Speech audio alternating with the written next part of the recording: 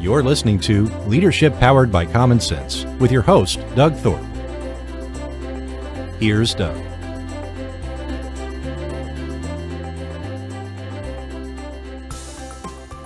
Hello, everyone. You're listening to Leadership Powered by Common Sense. I'm your host, Doug Thorpe, and today I've invited a guest who himself is somewhat of a serial entrepreneur. He's a world traveler, a whale of an interesting guy to talk to, as you'll see in just a moment. His name is Patrick Noel Daly. Patrick, welcome to the show, man. Thanks, Doug. Great to be here today. If you immediately detect any little bit of accent, Patrick, tell the folks where you're from and what you hail as home territory. I'm from a little place called Garryvoe down the southern coast of Ireland, right smack in the middle of the south coast, a couple of minutes from the sea. So it was a great place to grow up. I brought that accent. I traveled a lot, but I think the accent is probably still hanging around. Maybe after a couple of pints of Guinness, it probably gets a bit stronger, but No doubt. No doubt. Well, we're glad you're here, but today you're over in Canada, right? Yeah, I came to Canada a while ago. I moved from Ireland, Europe, over to the US and Canada about maybe 2 years ago now at this stage. I started traveling in 2018, end of a phase of life in Ireland, and I had been around the world on business, and I kind of had seen the hotels, the meeting rooms, the aircraft, the airports, and so on. But I hadn't really seen the world. So I said in 2018, kind of took the foot off the gas on an executive level and said, I'm going to go see the world. And I started traveling for about a year and a half. And then COVID came around and clipped my wings, stopped my travels. And I said, if I'm going to resettle anywhere, I was actually down in the Caribbean and I met a couple, Canadian couple, and there was a US couple there as well. And they said, if you're going to live anywhere, why don't you try the east coast of Canada? Because there's a very strong Irish heritage in that part. And then swing by Chicago and go to New York and go to like all the other places across the US. Many places in the US which make us Irish guys feel very welcome, including where you're from. And I have to say, Houston's is a good spot. Good few Irish pubs down that part of the world as well. For sure. Oh, yeah. Yeah. I got one right in my neighborhood here. Named Clancy's, by the way. Tell the folks a little bit more about your journey in business, all the things that you've done and some of the trails and journeys you've been on there. Okay, I'll try and cram down 20 plus years into a couple of minutes if I can. I came from an entrepreneurial kind of household. My father had a business, and we'd be sitting at the table and having dinner and talking about like contracts and where the next job was going on. He had a engineering and kind of plant business, so machinery business, and we were always talking engineering, talking business. Then when I got to 14, I was in school doing my second level of school, and then summer holidays was going to be 2 months of summer holiday. And I said, you know what, I'll try and see how it goes here. So I got set up a food van on the beach down in Southern Ireland and started selling burgers and fries for a couple of months. And it was great because what an introduction to business, seeing I'm in this small confined space, high heat, cooking food all day, listening to hangry customers at 5 o'clock in the evening looking for food. And customer service, it's customer service 101. And I love the kind of buzz of taking something and just making it and converting it into value and seeing people smile, walk away, pay their money for their goods. And I thought this is a great way to go. But guess what that was doing was, it was lighting a fire of entrepreneurship in me, which I didn't know I had at that time. A few years later, I started up, actually 1 year before Google launched, I set up Autolink, which is a search engine. We didn't even know what the word search engine or the term search engine was at the time. But I thought, I was looking at this newspaper one day, I was looking to buy a car, and I saw this big mass of data. And I said, this is going to take hours, to go through all of this. And then I thought, light bulb comes on in the head, and I say, if I could take all of that data and punch in whatever it is, like the brand of the car, the color of the car, and my budget, and I get a short list, wouldn't that be great? Long story short, 8 weeks later, a guy that I knew was studying computer science and engineering, wrote a program. We set up Autolink from a bedroom, started selling advertising sales and selling cars essentially for the car dealerships, and made a chunk of money. I was going to college at night and I was working by day as well as fitting in that business. So I had to make decisions. And one of the decisions that I made was not to scale up Autolink at that time, which in hindsight, if you look at companies like Google now, I probably made a wrong decision there. But, you know, I had obligations. I couldn't make kind of risk-free decisions or totally silly decisions, stupid decisions. So I did that. And but the learning again from Autolink was huge because I got to sell every day. I remember the first sale that I had when I was presenting this program to a sales manager, and he was looking at the screen. And honestly, the 10 seconds of waiting for his response was like a year, you know? Yeah. And just the anxiety is building inside and you're trying to keep it under control. And you don't want to seem too eager because your price goes way down at that stage. If you're going to go, yes, I want to do this. And he said, that's amazing. I'll never forget those two words. It's like these imprints in your brain over time, you know, that you never forget those memories. So Autolink, then I went into a year later, I set up a medical support surface company. Let me explain that a little bit. I was talking to a head of nursing and in a huge hospital, in an 800, 900 bed hospital. And she said to me, if you can design a product that is pressure reducing, in other words, it helps to prevent pressure ulcers, pressure sores, as well as making it kind of easy to use, easy to function, and not too expensive, then we could use that in our hospitals. So I said, like, no challenge there. That should be an easy one to do. 6 months later, I was driving one night very late and from Dublin to Cork back in Ireland. And I came up with this idea of putting piece A, piece B, and piece C together. You know, it's like innovation as opposed to core invention. That product then, a year later, having done clinical trials, the product was launched. And I said at that time, you know, I think the infection control function is really, really important to her. And she said, yeah, okay. The head of nursing said, that's okay, but we want it as a pressure reducing surface and it functions clinically. You've got all your rubber stamps here. It's all good. 3 years ago, when COVID came around, she called me and she said, you were right about the infection control. So we're now scaling that up and we're making that product available. A sleep surface is essentially something we all use on average 6.5 hours out of 24 every day. So we're making that medical technology available to a wider audience, people at home. Because traditionally you just can't clean the interior of our sleep surfaces, typically, of a mattress surface. So we've changed that now so that you can actually take off the top cover, launder that, and then the interior core, our core, you can wipe that down and it's disinfected. It's great for everybody, but the asthma, allergy, and people with poor sleep, you know, this is probably an ideal product as well because it allows you to adjust the sleep surface to meet your own liking and preference, comfort preference. So all of those things congealed. In quick summary, in 1999, I was Young Entrepreneur of the Year in Ireland. And I was building, probably at that stage, I was involved in or building 3 or 4 businesses at that time. I built the medical support surface company. I licensed the technologies out and I still support that. And then I went into developing products, different innovations, like products for aircraft seating, various segments. 4 years ago when I started traveling, left Ireland, I did more mentoring and advising and using the experience that I've gained over the years, the mistakes that I've made, sharing those with entrepreneurs or aspiring entrepreneurs, and make it easier for them to succeed. Yeah. If I can share information and experience to help them to avoid the pitfalls, it's mission accomplished. Well, it's interesting. I think for me, one thing that stands out in your story is the innovation part.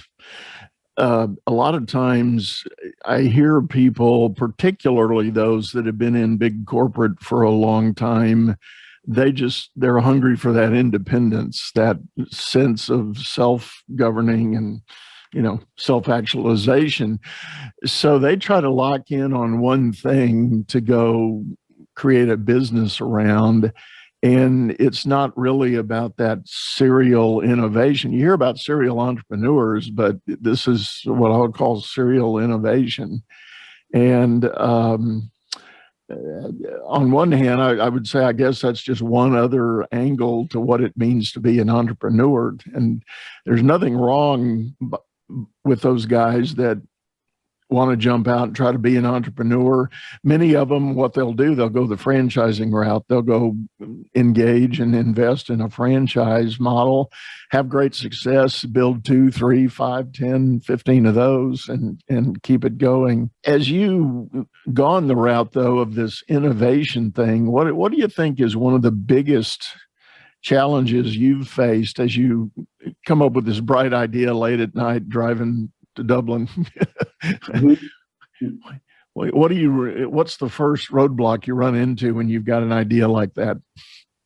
So the first thing, I think, I love the way you pitch that, because innovation is fundamentally important to a business. It's a mindset, not just for the business, for an entrepreneur, for an innovator. We've got to make change. As a species, we need to see things develop. We need to innovate at all times. To answer your question specifically, there are multiple challenges for innovation and invention. An innovator is going to find it very difficult unless they have a team around them, unless they have infrastructure to help get the product off the ground. When I started, I had zero. I had no money and I had no infrastructure. I didn't have supports. I had done well in the businesses, but I'd also been a teenager, so I had a good life, and whatever I made, I probably spent when I got into making businesses and developing products.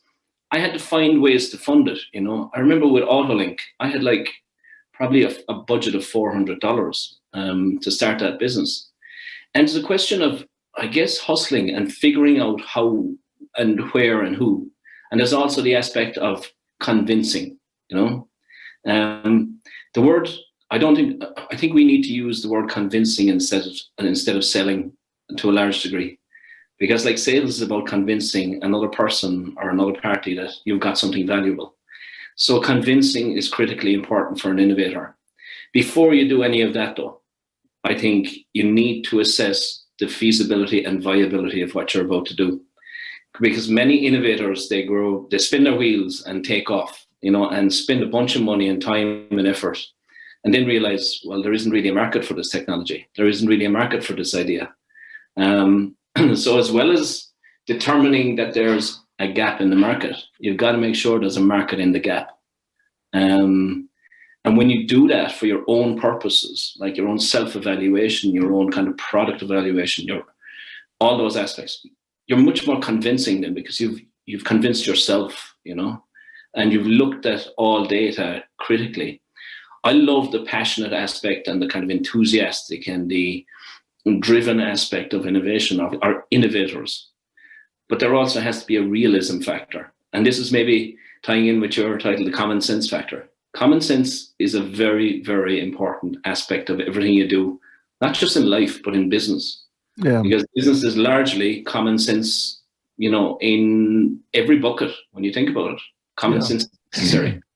You packed a number of things in what you just said, and I want to try to unpack it a little bit. First, let me start on that sales idea. I know a lot of entrepreneurs that they've got a wonderful idea. They've already had some success with it, but they fundamentally hate the notion of doing sales. Mm-hmm. They call it personality.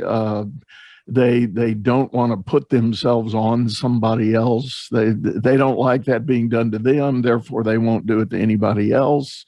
But it is creating that story about your offering, because let's face it, without sales, you really don't have a business. 100%. And I like what you said, and this is honestly, for me, the first time I've heard it put this way. You said there is a level of convincing, not selling. And for me, where that kind of bumps into something else that swirls around a lot in many of the coaching circles I live in and participate in, there's a lot of people who are supposed sales growth experts, and what they'll tell you, oh, don't think about sales, think about service. You're serving your client with what you're offering. And I think that's great, but I think where that falls short is where your idea comes in. There still has to be a convincing story that goes with it.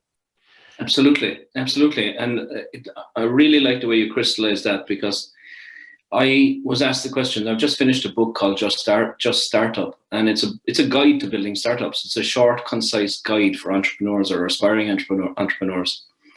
There's an aspect in there about sales. I was asked this question before at a conference, and they said, well, how important is sales? And I said, let's face it. If you don't have sales, you don't have a business. You have an idea. Ideas don't pay bills. If you get sales, then you have a business. You have a commercial entity. That's the first thing. The second question, the second part of your comment, I remember being also asked by an engineer. They had this great idea and this great product, and the engineer said to me, look, I'm really scared of sales. I don't want to do a selling bit. And I said to this person, I said, do you believe in your product? And she said, yes.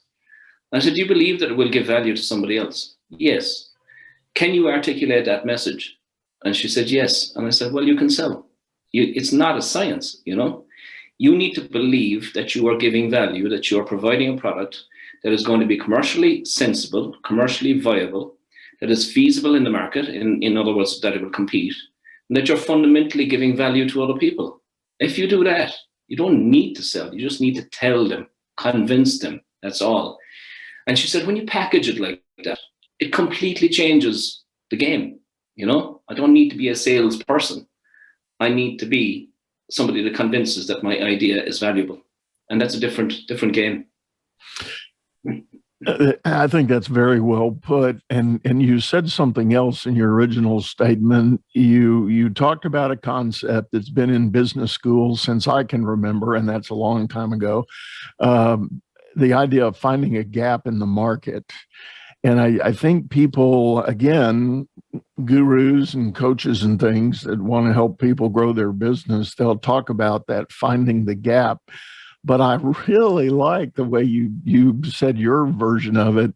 There has to be market in the gap too. So explain that a little more. Talk a little more about that.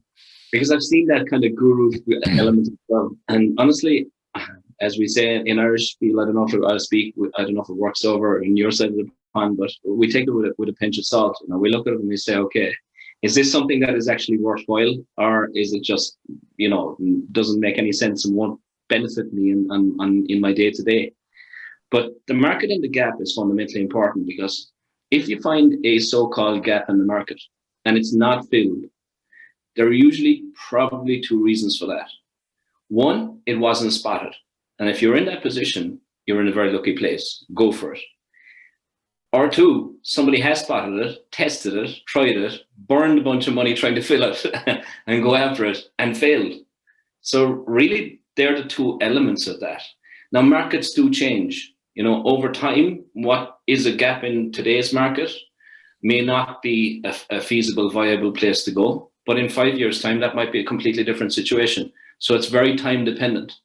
But the first thing I would do is, as an innovator, and as, let's say, inventor, innovator, and entrepreneur, I probably put the entrepreneur hat on first, having come up with the idea or the possibility.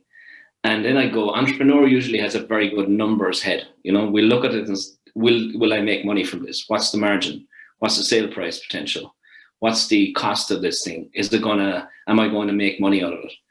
And when you do that analysis initially, then you don't spin your wheels and waste your time and money in developing a product or a service for that gap in the market. Just do the first assessment and try to put on an investor/entrepreneur hat when you're doing that. And it'll just save you, I find, in my experience, just save you out. All of that reminds me, the gap in the market and the market in the gap. It reminds me of an experience I had prior to 2008 when we had the last big financial crisis. I was involved at that time. I was an entrepreneur, and I had I had gotten into a niche. I was an old mortgage banker back in my banking days, and at least in the U.S., the mortgage business at the time was paper intensive. If you went to buy a house, you signed a stack of paper about that thick, and then that paper had to be handed around and shipped around to different parties as those loans got sold. And every mortgage company had a huge army in their back office shoveling this paper. And so I and a few other people came up with a sort of simultaneous idea to create outsourced companies to do that paper push. We figured we could build scale by focusing on just that piece of the chain and offer that as a service. And the sales pitch was pretty fundamental. For an individual mortgage company, that was a variable cost. You didn't know, as your volume went up and down, you had to either hire people or drop back and so forth. And that was a management nightmare for the mortgage companies. So our sales proposition was, turn your variable cost into a fixed cost. We'll just give you a price per file. We'll do all that stuff for you. You don't have to worry about it. Ching, ching, right? Everything on paper sounded like just a dynamite idea. Well, there were myself and probably 6 or 8 other entrepreneurs nationwide created these companies to do this stuff. And we got some early adopters on board, and things started growing, and it was going pretty well. But there was always a tension. What we all unilaterally discovered is companies didn't like giving up control of that piece, because the success of that piece really meant their liquidity as their business. If that file couldn't get delivered and accepted by the buyer, there was no money. Yeah, right. And mortgage bankers just didn't, in their gut, just never really wanted to give up that piece of the process, because that controlled their destiny. Even though we were creating great success, we were accelerating turn times and all of that stuff. But there was a psycho-emotional element that nobody anticipated. And when the crash finally happened in 2008, of course, the mortgage business was front and center for that meltdown.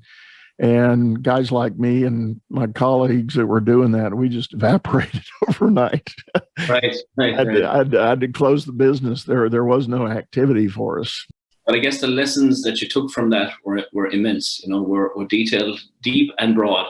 Oh yeah. Because we talk about like business failure. I don't see it as a failure. I see it as an opportunity to try again. Take the learnings that you've taken from the past and put it into gear.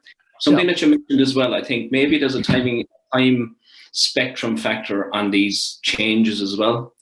Because if you look, I remember, maybe 10 years ago, the number of employees was your kind of yardstick as to how big your company was. Nowadays, if you have less fixed cost employees and more freelancers, for example, you have a very solid top line. You're generating solid sales. Your cost base is under control. It's flexible in that you can take it up if you want and increase the number of people, or you can take it down if you want very quickly. Right. I'm not saying that's ideal for every business, but I'm saying that freelancing aspect, and I think COVID has accelerated this. People realize now, in the last 2 years while we're all at home trying to figure out what to do, and our online world has opened up, and our virtual meeting world and so on, we're kind of saying, well, I can work from home for 4 hours and get everything that I need to do done, instead of going to an office on a 9-to-5 basis. And that's the employee. Let's say from the employer's perspective, they don't need the huge building any longer, because they don't have like 5,000 people in a large building. Half of them are working remotely, right? And all these things change. And so the way you put it there about minimizing cost and creating flexibility around models of business. Traditionally, people were afraid to do that because they didn't control it. Yeah. Nowadays, it's a different story. Yeah. I think that's a good thing. I agree. I'll tell you what, Patrick, looking at the clock here, we need to take a short commercial break in this show. But when we come back, I want to talk a little bit more about that employee dynamic that you just touched on, and we'll do that right after this message. Business is all about solving complex problems as fast as you can create them. Become the best problem solver by leading others to greatness too. And the first step is going to DougThorpe.com. Doug Thorpe is known globally for coaching entrepreneurs and business leaders, improving their performance and the work output of everyone surrounding them. You can find health, wealth, and happiness by learning to lead others to health, wealth, and happiness. Go to DougThorpe.com now and order Doug's books or hire him to coach your managers. That's DougThorpe.com. All right, everyone, we're back. This is Leadership Powered by Common Sense. I'm Doug Thorpe, and my guest today is Patrick Noel Daly. He himself is a serial entrepreneur, and when we kind of led into the break, we were talking about the shift that has come out of the pandemic. There is a seismic shift in the work world. Employees everywhere have just upended the mindset about what it means to be employed by someone. And I've had clients that call it a new kind of empowerment. You know, when they got back together with their teams in person, when they could, they said there was this palpable sense of mindset change that these guys were showing up. The same, if you're a business unit leader, the same smiling faces that were sitting around the table, they might still be smiling, but now they got an attitude and they're questioning what your leadership is going to be about. And I hear that time and time again with all of the business leaders that I work with. So, Patrick, as you've traveled the world, what are you hearing from folks, both the freelancers that are out there and business owners that are struggling to try to realign and recalibrate their workforce? I think generally speaking, this whole shift to the freelancing model of the working from home, remote working is a good thing, because I was asked the question, I was back in the Netherlands in 2020, and I did this interview for on a podcast, and they said, well, what do you see as the future? This is kind of like COVID wasn't really engaged at that time. It was maybe end of 2019, I think. So they said, well, what do you see as the future for working, for the work model? And I said, well, my approach is very, very straightforward. If somebody works with me in my team, I say to them, I don't care if you work at 4 o'clock in the day or 4 o'clock in the morning, you know, if it's 4 a.m. or 4 p.m., I don't mind, as long as the job gets done. I don't mind if you do 4 hours each day instead of 8 hours, or if you do like 12 hours another day to get it done. As long as the job gets done, you get paid. It's as simple as that. And they were kind of saying, you know, when do you see this happening? And in a pre-COVID setting, I was kind of saying maybe 5 years from now, we might start to do that. Then COVID came along and that accelerated everything. Yeah. What comes to mind right now is the quality and quantity ratio, quality of life and quantity of life. We need quantity of life in that we need an income. We need to pay our bills. We need to survive. But quality of life is very important as well. You know, if we can finish at 12 o'clock on Friday or at noon on Friday and go for a coffee or a beer or whatever with our friends, meet our family, do whatever we want to do, go for a game of golf, and have that afternoon off instead of toiling and sweating to get something done, then great. Obviously, the job needs to be done. It's our function in our role as a team member. We've got to do our work. But if we're flexible in terms of time and time availability and time input, that usually contributes to quality of life. So when you mention about people coming back with a smile on their face thinking, you know, I'm buoyant, this is all good. It's optimism, it's happiness. Happiness is a very, very important currency. And for me as an entrepreneur, sometimes times are difficult in the entrepreneurship world because you hear no more often than you do, particularly in the early than you do the yes word in the early stages. Yeah. So you've got to be glass half full and optimism. Happiness is something that is your mainstay. So being happy in what you do, being flexible in that sense, and knowing that you've got that level of flexibility in the entrepreneurship world, I think was always seen as a bonus to the entrepreneur. Now everybody can do that. Every employee has that option at least. I realize there are some jobs where people have to do a fixed shift and do a fixed number of hours and they have to be physically present. But in outside of that, I think flexibility is key for happiness.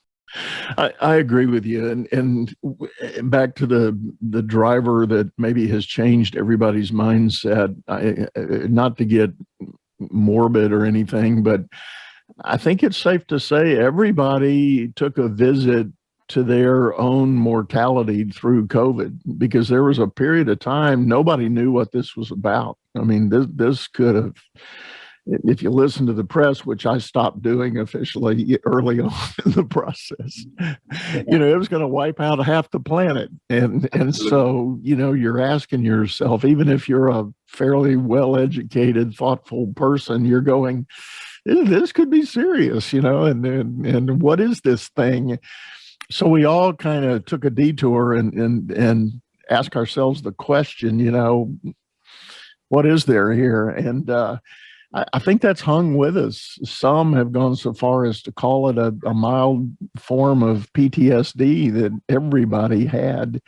And but as people started processing that and thinking about their work, they did find the flexibility.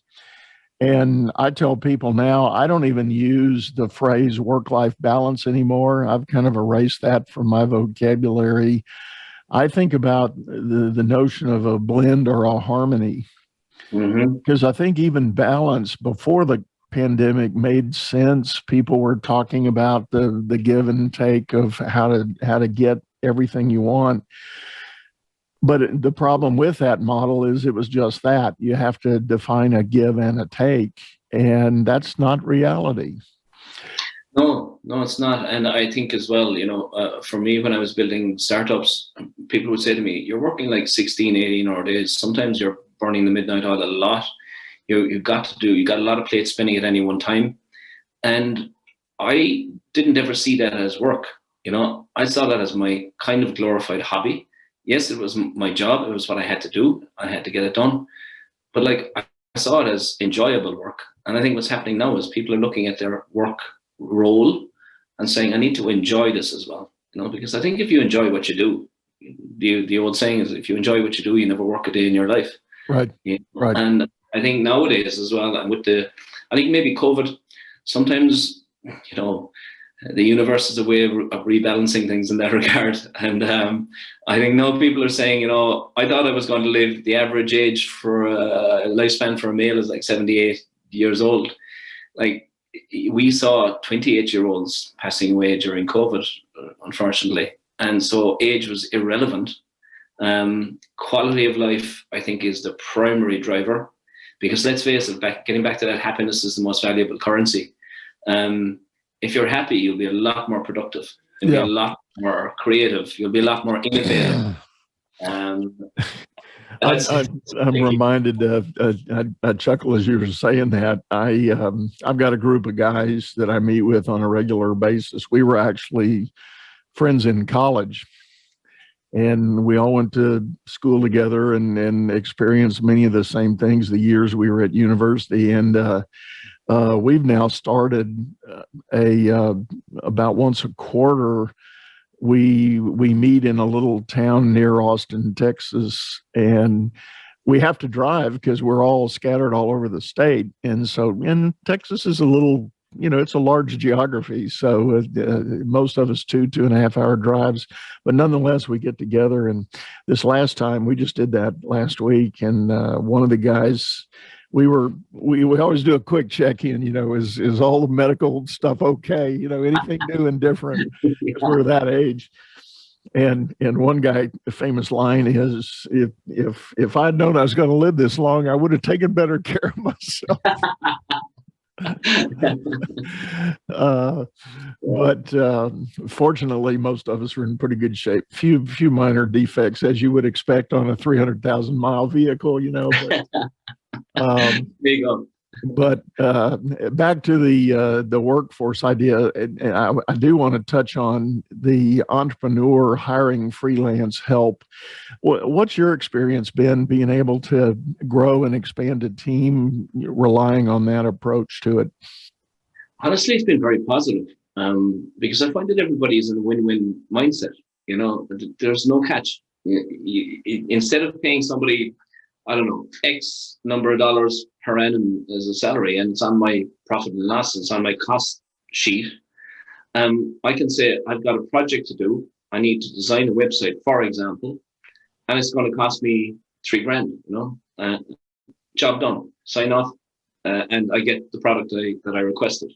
So from a cost management perspective, which is crucial to any enterprise, whether you're, just a minnow or whether you're a huge, massive company, cost control is necessary. But from particularly the startup and scale-up size perspective, with small to medium-sized enterprises, that kind of cost flexibility, I think, is crucially important. That you get the product that you want in a package, you get your invoice, you pay your bill, job done. Yeah. And that flexibility is key. So you can run an enterprise that has the potential.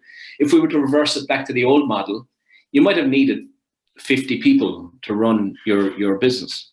Nowadays, you could probably do that with maybe 10 and freelance the rest on a flexible basis. Right. And that contributes to a couple of different things. You've got your core, let's call it A team. They're your people that are in-house. And then you've got the external subcontracting services around that. And your profit margin, if you manage this well, is going to be higher because your cost base is lower. So all that level of flexibility, it also gives you a wider view on how to see opportunities and extract value from opportunities. Yeah. Makes you much more flexible. As a startup or scale up, you need to be nimble. You need to be able to move fast. And I think the freelancing model helps that. Yeah. I agree with you. And I'm also thinking there's another dimension as an employer. And again, I'll go back to my mortgage company example that I was using. I had a situation. I had one guy on my team that back in the day happened to be a smoker, and he, did not smoke in the office, but he was heavily addicted and needed to go out once an hour to have a smoke. And that was just his thing. And I was generally okay with that. To your point, I was like, I really don't care how you use your time as long as you get my job done. I have a production level I need you to hit. Mm-hmm. And if you're doing that, I don't care how you get there, and that was always my mantra. But here was the rub that kept me spun up. Other employees would look at this guy getting up, leaving his desk on a 10-minute break every hour. Mm-hmm. And then they would want to go do something. Right. And it wasn't smoking, but they would want to accumulate all that time and maybe go down the street to the coffee shop because we didn't have one in our building, and their volume wasn't the same. And so it became a rub. But when I challenged them on their volume, they would point to this guy. Yeah, but he's always out on break, blah, blah, blah.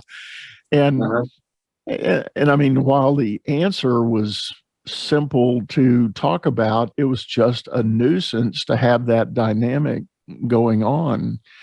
And people pointing fingers and self-rationalizing what they ought to be able to do because somebody else is doing something.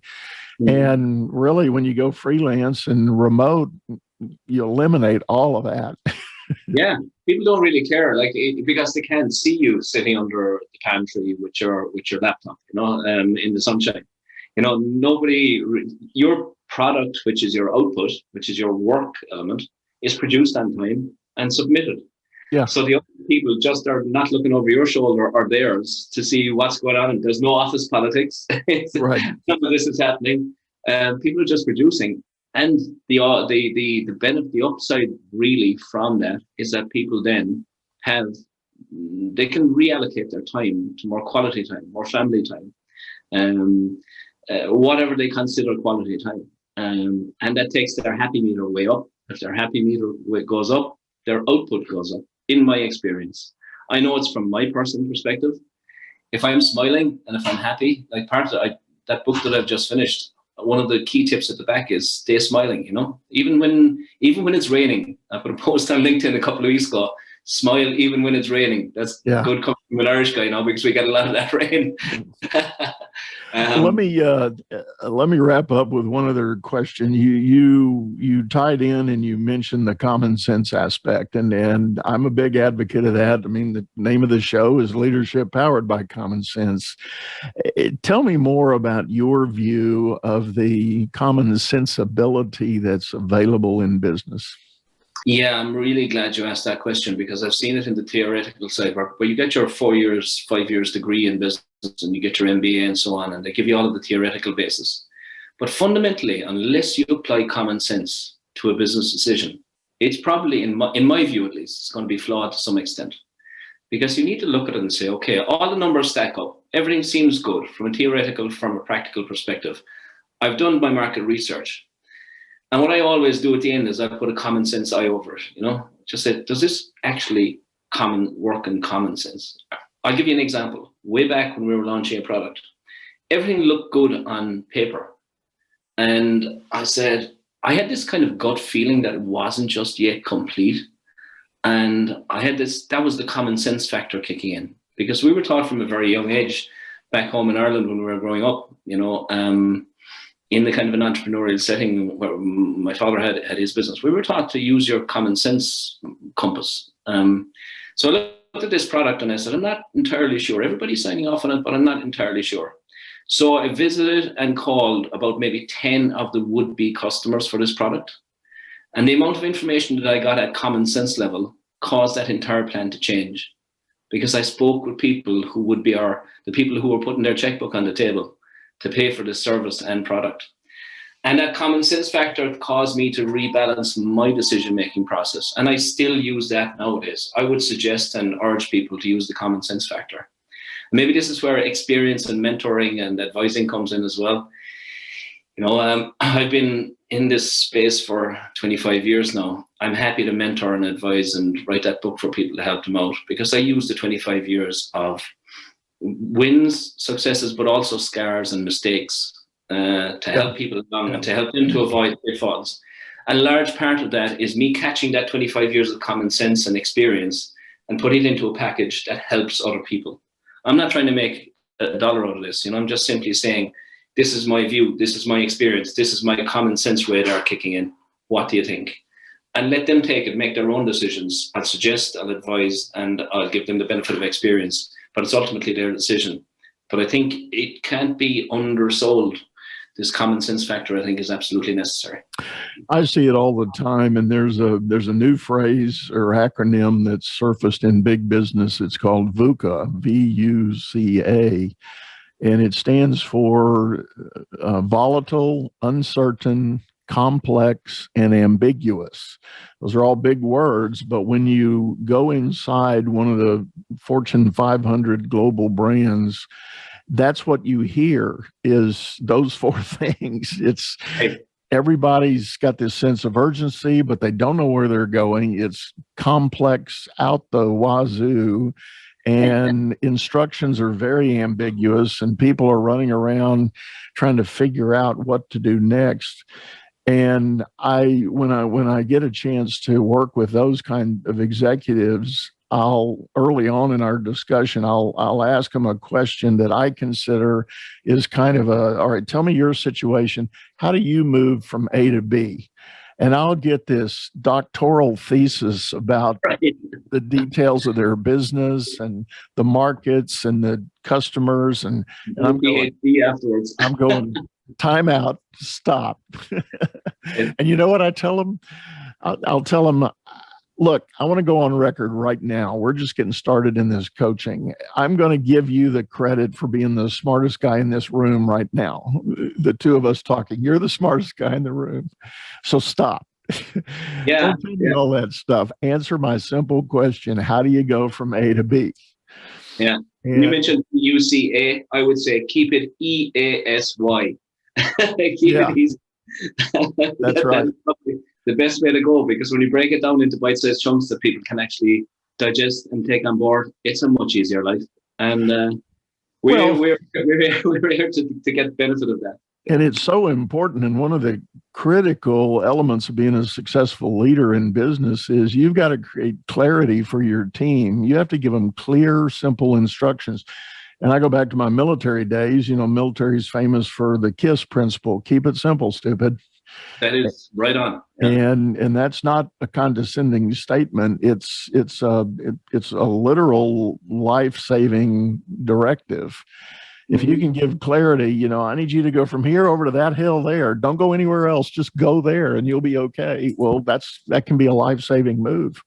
Absolutely. And for me, from a leadership perspective as well, I've worked both on my own startups, but as an executive or as a senior, let's say, leader in bigger companies as well. And I would go in, and my first view would be, what's our meeting schedule? I saw in one case, won't go into details, but there was a 4-hour set of time for like 10 people to sit around the table talking about something that was fairly straightforward and obvious as I saw it. We weren't breaking new ground. It wasn't a massive brainstorming session about the next generation of products or anything like that. So I went into the meeting on the first day and I said, we've got 4 hours set here. Here's a challenge, guys. Why don't we try and do this in 30 minutes? Then we can go down and have a cup of coffee, talk about the game, what we did for the weekend, kick stuff around on a social kind of style level. If we can do everything that we've got to do that we had scheduled for the 4-hour slot, let's do that in 30 minutes and then go and have a chat for 30 minutes. We can go back to our desks or we can go and do what we have to do, get on the phones, whatever. All this kind of stuff. They said, but we usually do this. This is a 4-hour slot. And I said, yeah, usually let's park that for a while. 35 minutes later, we had done everything that we needed to do. We ticked all the boxes in terms of the work schedule. Everything was good. We went down, we had a coffee, a chat, and we talked about general shoot the breeze stuff. The level of bonding that was created by doing that subsequent to getting the work done was great. We got the work done in 35 minutes. We didn't have 4 hours sitting there kind of looking at each other, trying to outdo each other in terms of comments and feedback and all that. It just made it very, very easy. I love that word, easy. Yeah. It probably will be my epitaph. He just made it easier, maybe. Because, I don't know whether it's like a need to, I love to see innovation in everything that we do. I love to see things improving. If we can make life easier and if we can make people's lives easier, then we've done a good job while we're here. We're here for a short stay on this planet. Our contribution has to be valuable. And if that benefits both us, our families, and society, then that's a win-win-win, as far as I'm concerned. I'm with you. And I tell you what, I think I'm going to call that our benediction, and we're going to put a bow on this show. Patrick, it's been a pleasure, man, to talk and share and tell folks the best way to get a hold of you if they're wanting to know more from you. Sure. It's great to chat today, Doug. This has been a really enjoyable discussion. And my contact details, if you want to get me, is jump onto LinkedIn. It's probably the best way to get me. I'm Patrick Noel Daly. That's Noel in the middle, Patrick, and Daly, Daly. And Patrick is pretty obvious. There's a lot of us Patricks and Pattys around the world, so Patrick is fairly easy. Well, good. And we will have that in the show notes, folks, if you didn't catch it on the fly there. Speaking of, we've got a video of this episode over on YouTube, a channel by the same name, Leadership Powered by Common Sense. Hop over there and take a listen. I do want to remind people that if you're traveling about the globe, this show is available on the IBGR network. That's IBGR.network. We are broadcast in 165 countries around the globe. So if you're out and about, as Patrick does, and don't have your regular connections and things for any reason, check out the network there. But for now, we're going to sign off, say goodbye, and thank you for listening in. I hope to see you again real soon. You've been listening to Leadership Powered by Common Sense, hosted by Doug Thorpe. If you would like to know more about the coaching and advisory services he provides, visit dougthorpe.com.